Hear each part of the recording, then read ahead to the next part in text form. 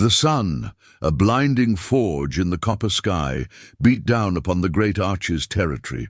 Dust, fine as flour and hot as ash, danced in the perpetual whistling wind that scraped across the desolate plains. The air tasted of alkali and dried sage, heavy and still, save for the rhythmic clack-clack of worn leather on bone. The landscape was a broken, sun-bleached canvas of ochre rock formations and skeletal juniper trees, a land that demanded silence and patience in equal measure. A lone figure, Silas Phantom Blackwood, cut a deliberate path through the shimmering heat haze. His Stetson, stained dark with sweat and time, was pulled low, shadowing eyes that held the hard, distant glint of polished steel. He was old, perhaps 60, but his frame was lean and whipcord tough, suggesting a life lived on the brutal edges of civilization. His mount, a scarred but steady sorrel mare named Ghost, moved with the economy of motion only learned under a relentless desert sky. The only sounds for miles were the faint jingle of Silas's spurs and the mournful groan of the saddle leather. Silas hadn't seen another soul in 3 weeks, a solitude he cherished like a rare coin.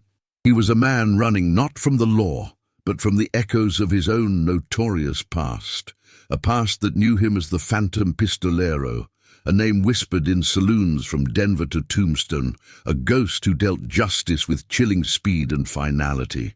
He carried a customized nickel-plated Colt, 45 in a low-slung holster, a piece of history and a burden. His only provisions were jerky, a canteen of stale water, and the knowledge of the unforgiving trail ahead. He guided Ghost toward a narrow, winding canyon he knew, a vein of shade and perhaps a trickle of water, marked by a lone, twisted cottonwood. The silence here was not empty. It was a pressurized void, the kind of stillness that precedes a striking rattlesnake or a deadly ambush. Silas's hand rested instinctively near the familiar, cool wood grip of his pistol.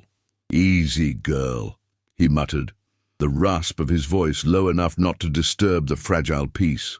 The tension in his shoulders was a constant companion, the memory of bloodshed etched into his sinew and bone.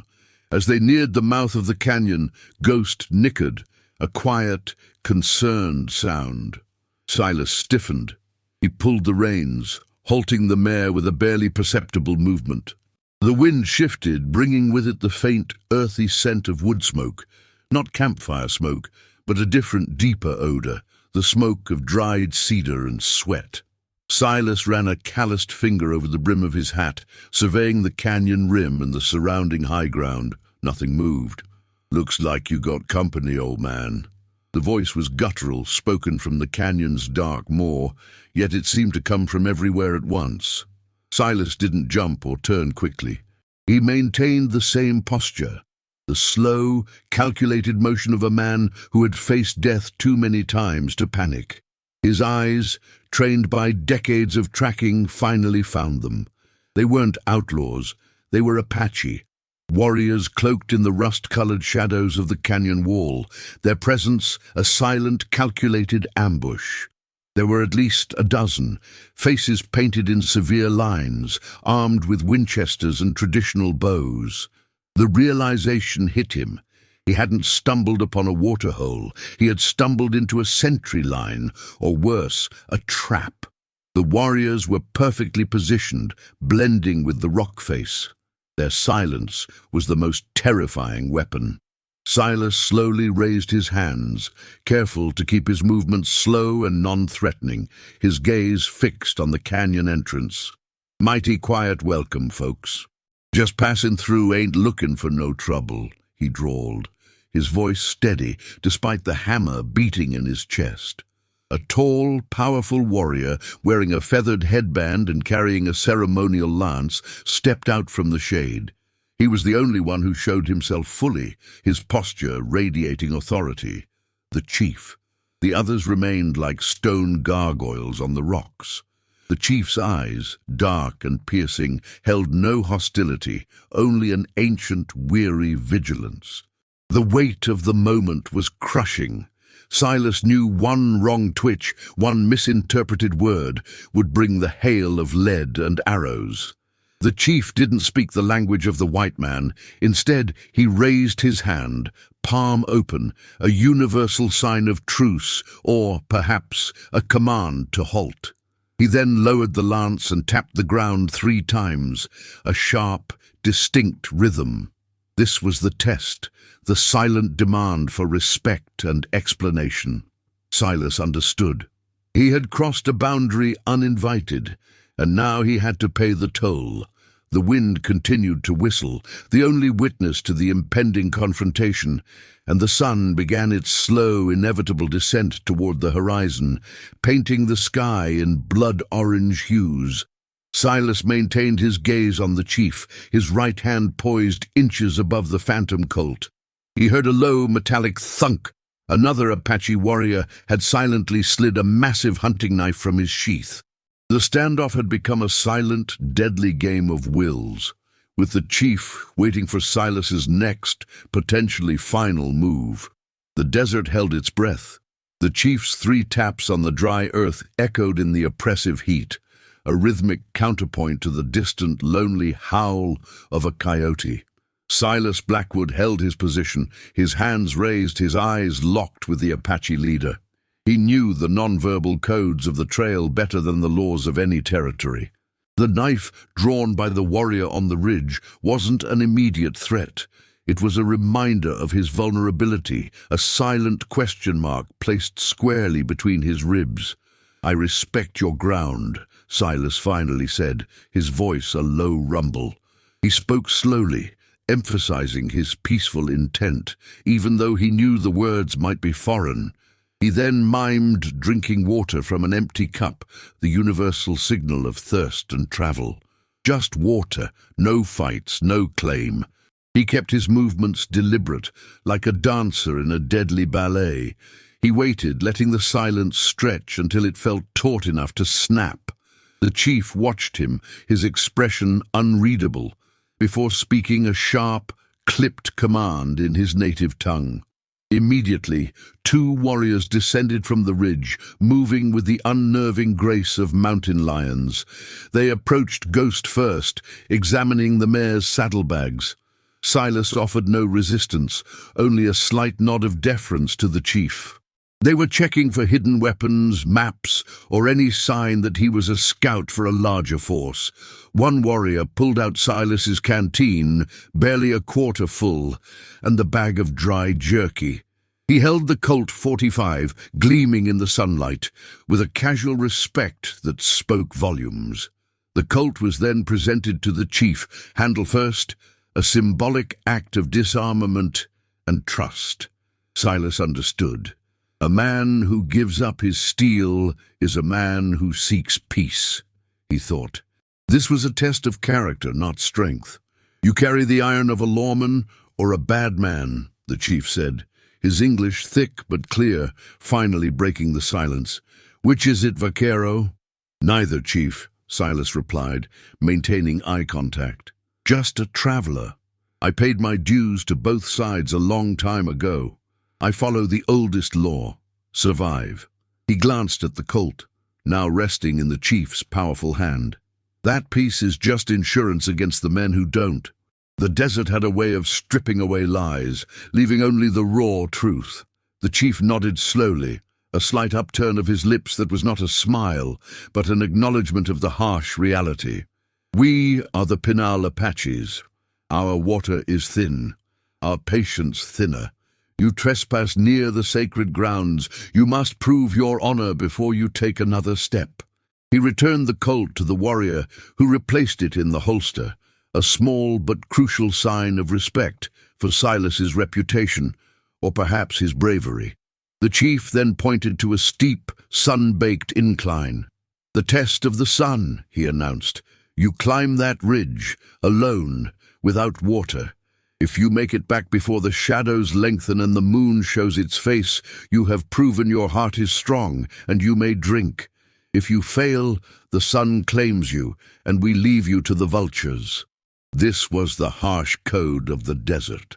Silas took a deep breath, feeling the dry air burn his lungs. He felt the gaze of every warrior on his back, a collective scrutiny that dug deeper than any bullet. He looked at the ridge, a punishing ascent of loose rock and prickly pear. This wasn't about speed. It was about endurance, about facing the cruel power of the sun and the desert itself. It was the wilderness's way of judging a man's will. He unbuckled his spurs and dropped them next to Ghost. He offered a slight formal bow to the chief. "Fair terms, chief. I'll see you before the stars do." He started the climb immediately, not allowing himself a moment of dread. The gritty, hot rock scraped his hands, and the sun turned his skin to leather almost instantly. He heard the faint, rhythmic drumming of a single Apache drum begin, a slow, hypnotic beat, meant to mark time and judge the rhythm of his own fading heart. As Silas struggled, halfway up the ridge, lungs burning, he saw a distant, faint cloud of dust on the horizon. Not the dust of a passing breeze, but the deliberate, heavy cloud made by many galloping horses. A large party of riders was approaching fast, heading straight toward the canyon. Silas Blackwood clawed his way up the scorching shale, the relentless sun a hammer on his skull. Each breath was a painful negotiation with the thin, arid air. The silent, unwavering scrutiny of the Apache warriors below felt heavier than the weight of his own body. He could hear the low, throbbing beat of the spirit drum, a cadence that both measured his suffering and spurred his resolve. This was a battle against the land, an ordeal of the will, but his focus was suddenly fractured by the sight of the approaching dust cloud. The cloud was growing, taking on definition. At least 20 riders, moving with a synchronized aggression that spoke of organization and purpose. Riders like that ain't selling Bible verses, Silas thought grimly. The silhouettes suggested they were heavily armed, likely a territorial militia, or perhaps worse, bounty hunters. Men whose moral compasses spun only toward the weight of gold. The potential for a bloodbath hung in the air, thick and metallic, like the scent of an impending storm. He scrambled to a small outcrop, ignoring the painful scrape on his knee, and looked down at the chief. The Apache leader, standing stoically beside Ghost, hadn't moved. His gaze, however, had shifted from Silas to the horizon. His warriors, once relaxed in their positions, were now tightening their grip on their Winchesters and bows. The stillness of the silent ambush had been replaced by a focused, collective alertness, a shared awareness of a common external threat. Silas descended slightly, shouting against the wind's low roar. "Chief, trouble comin', white men, too many and too fast for travelers." The chief looked up, his face a mask of hardened stone. "They are the hunters of the Iron Brand," he called back, his voice cutting through the space between them. "They claim our land. They take our young men. They do not know honor. If they find you here, you are either with us or with them." The conflict, once internal, was now violently external. Silas paused, wiping the sweat that stung his eyes. He was midway through the test of the sun, his heart pounding a frantic rhythm, yet he was now faced with a moral choice. He could continue his ascent, fulfilling the tribal challenge, and let the Apaches deal with the incoming militia, a group he had no quarrel with, but whose actions he instinctively distrusted. Or he could descend, offer his considerable skills, and face the threat alongside his recent captors. He glanced at his Colt, still resting secured in its holster on Ghost's saddle.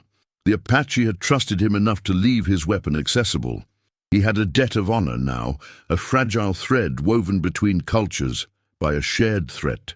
The phantom Pistolero helps those who respect the code, he decided. He began a calculated, rapid descent, sliding down the loose rock, his agility surprising for his age. When he reached the bottom, covered in dust and sweat, he stood directly before the chief. I finish your test later, Chief.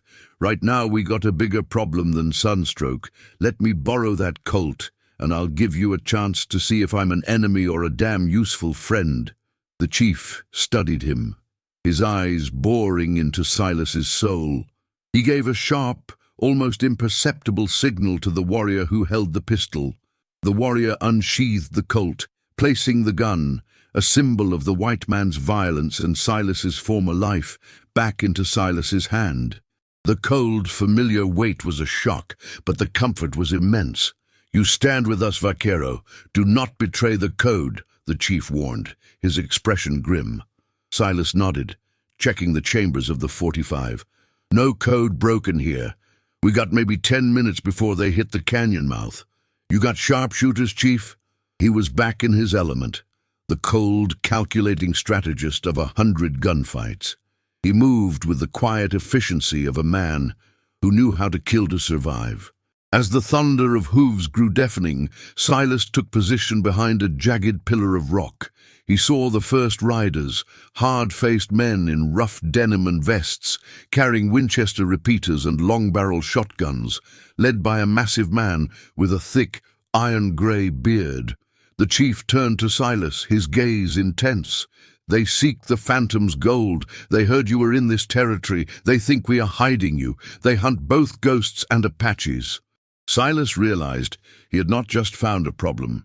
He had led it straight to the people who had given him a chance at life. The canyon mouth was suddenly alive with the frantic, organized chaos of preparation. The air, once heavy with silence, was now charged with the anticipation of gunpowder. The Apache warriors, led by the chief, melted into the high rock formations, their movements fluid and silent.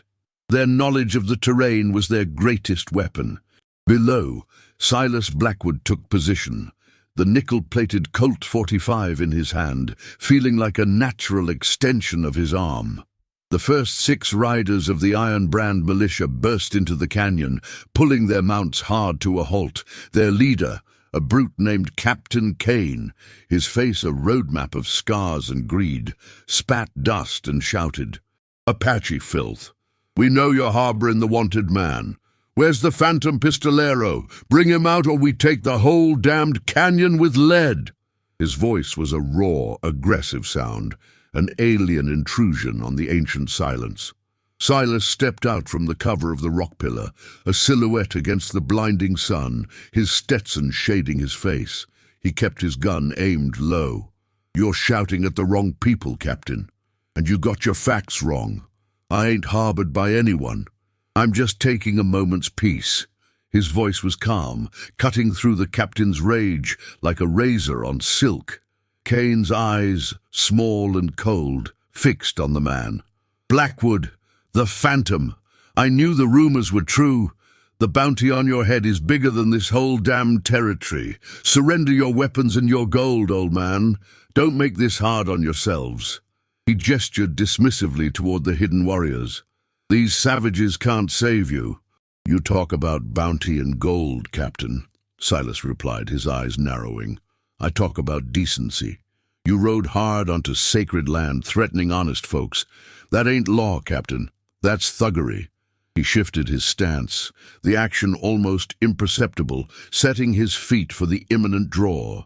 The spirit drum, previously a slow beat, began to increase its tempo, a silent warning from the Apache. "Decency?" Kane laughed, a dry, cruel sound. "Decency died out here 50 years ago, Vaquero. It's kill or be killed. Boys, take him, and take a few of these damned hostiles for good measure. Get a rope ready for the old man." As Kane finished his command, the sharp, authoritative crack of the Colt 45 broke the air, followed immediately by the zing of a bullet embedding itself in the rock exactly 2 inches from Kane's head. Silas had fired not to kill, but to shock, a psychological move that was the signature of the phantom. Kane's men scattered, diving behind their mounts. "My aim don't slip, Captain," Silas warned.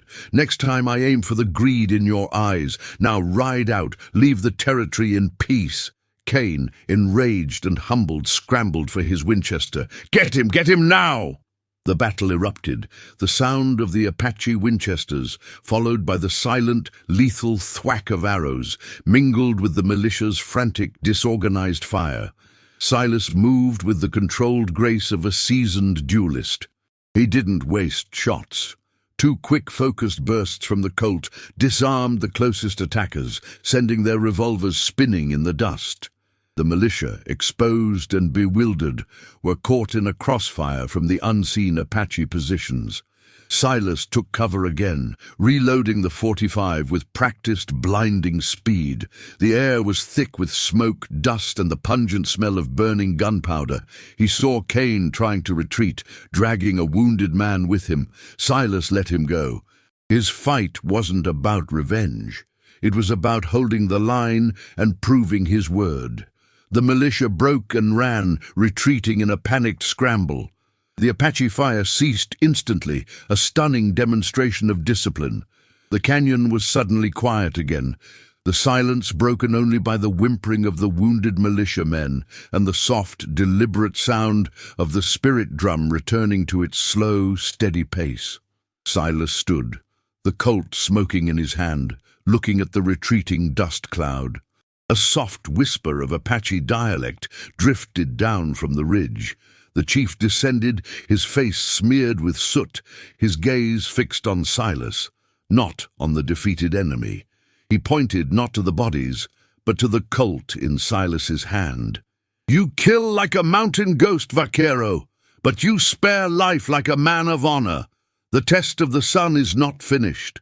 Now you face the trial of the scar."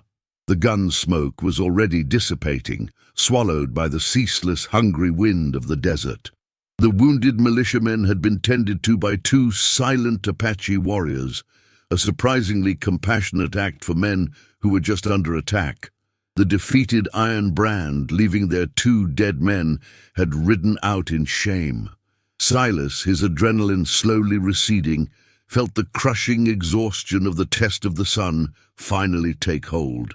The chief led Silas not toward the waterhole, but deeper into the canyon, toward a circle of rock where a small, controlled fire crackled, casting hypnotic shadows. The air here was cool, sheltered from the main heat, a sacred, reflective space. The warriors followed, now sheathing their weapons, their eyes displaying a new level of respect, a quiet acknowledgement of the phantom's skill and restraint. "You fought like a legend, Vaquero," the chief stated, sitting on a smooth stone. He gestured for Silas to join him. "Your gun speaks the language of justice, not of greed. You chose to protect us, uninvited." "Why?" Silas sat, crossing his legs, holstering the Colt. "Because no man, white or red, should have his home and peace invaded by thuggery, Chief. I was once the law for those without it. Kane is a coward who preys on the weak. I've seen enough of it to last a lifetime. I owe you nothing, but I value the little honor I have left. You showed me respect by leaving my steel. I returned the favor." The chief nodded, a slow, thoughtful movement. "Honor is a river that runs between two banks. Now the trial of the scar. You have killed many in your life, Silas Blackwood.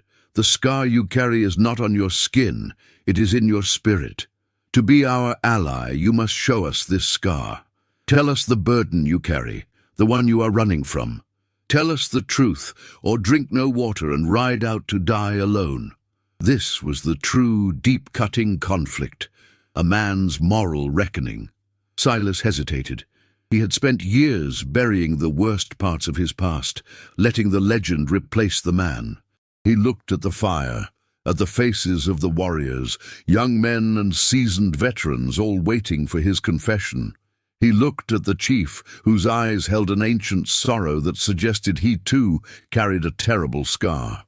"Years ago, in the Panhandle," Silas began, his voice barely a whisper, gritty with unshed pain. "I was a deputy, a good one. I cornered a gang of bank robbers. Fast as lightning, I drew and fired.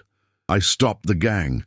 But my last shot, it went through the wall and struck a young woman, a mom who was tending her shop. Killed her instantly. An accident. But I killed an innocent. I turned in my badge, changed my name, and rode into the deepest damn desert I could find. My legend is built on innocent blood, Chief. That's my scar." He swallowed hard, letting the honesty hang in the air like heavy smoke. The silence that followed was immense, broken only by the rhythmic tick-tick of the cooling Colt. The chief didn't flinch. He understood the accidental violence inherent in the life of a pistolero. He reached out and placed a hand on Silas's shoulder, a gesture that was both tribal and profoundly human. "The desert claims the bad and the good, Vaquero," the chief said, his eyes filled with a sad wisdom. "An arrow flies true, but the wind can change its path. You carry the pain of that death. You did not hide it or glorify it. The Apache only judges what a man does with his pain. You ran from it, yes, but you did not let it turn you into a demon like Cain. Your scar is healed with honesty." He stood up and pointed to a small spring trickling from the rock face, the water source. "You may drink, Silas Blackwood. You have earned your place in this circle, but your trial is not yet over. Cain will return, and when he does, you must choose who you are, the runner or the man who stands his ground for others." The chief handed Silas a small, intricately carved bone. "This is the sign of the Waterkeeper. It marks you as a friend and protector of the Pinal.